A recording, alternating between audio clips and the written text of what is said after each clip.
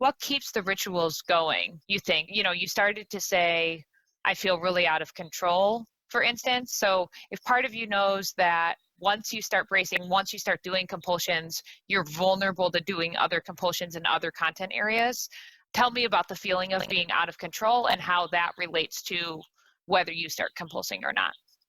Well, I think I would argue, I don't know if I'm all in yet, because I mean, even as you talk a little bit, I'm like, yeah, but there's like modern conveniences like plumbing and soap, and those all exist. And I think, part of me just wants to like completely utilize them. And it feels silly that, I'm voluntarily choosing something that isn't using those to their fullest potential.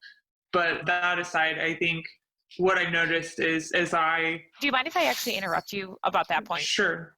Okay, so just to that point, what I'm aware of here is that we're not talking about hygiene. We're not talking about being clean or not being clean. We're talking about anxiety-driven behavior. So you're not using plumbing or not using soap and water. What we're trying to do is get you to a place where you can use soap and water and you can use modern conveniences in a way that is not anxiety-driven. And we might need to go past what you'd want to do on a typical day if you weren't experiencing OCD and do things that are even more challenging than, again, what it would be like to just be using things in a non-anxiety driven way. So you might have to refrain from washing your hands as frequently or at all in order to get yourself to a place where you don't do something that is anxiety driven. But again, it's just important to modify here that we're not saying that there's anything wrong with modern conveniences.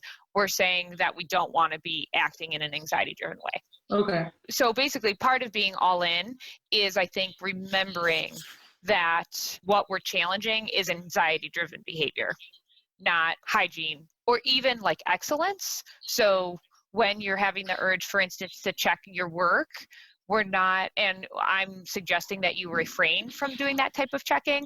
I'm not saying that, like, who cares about excellence? Everybody should make mistakes all the time, and that there's no consequence to just doing things good enough. Like, I actually want you to be striving for excellence, but if in order to get to a place where you're striving for excellence, you're using perfectionistic strategies that undermine your performance over time, you have to go towards the possibility of mistakes first so that you can then get to a place where you're not anxiety driven in your behavior.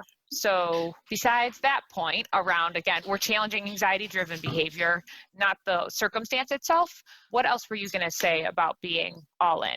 Oh, well, I was going to say that I think in response to your question, that when I feel like I don't do those exposures, or that I don't do the rituals, it feels like I am going to be out of control and be out of control in other areas of my life too, that they're kind of all interrelated. So it feels like if I don't do a ritual in the restroom or something, then later on in the day, if I'm driving, it feels like I'm more likely to like hit somebody with my car or be negligent in another way or cause harm in a different way that's tied to the fact of whether I did those rituals or not related to HIV.